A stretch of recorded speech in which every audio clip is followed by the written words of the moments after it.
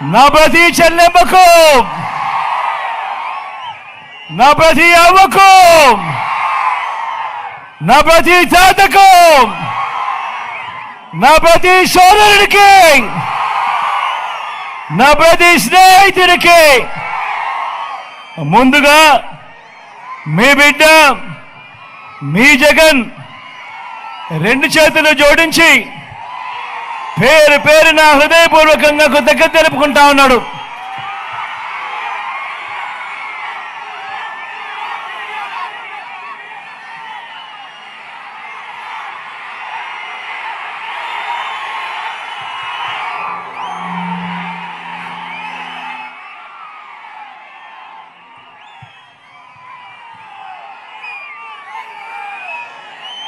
మరో 10 రోజుల్లో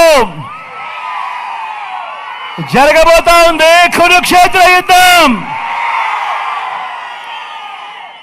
జరగబోయే ఈ ఎన్నికలు కేవలం ఎమ్మెల్యేలను, కేవలం ఎంపీలను ఎన్నుకునే ఎన్నికలు మాత్రమే కావు. ఈ ఎన్నికల్లో మీరు వేసే ఓటు, మీరు వేసే మీ ఓటు మీ ఇంటింటి భవిష్యత్తును,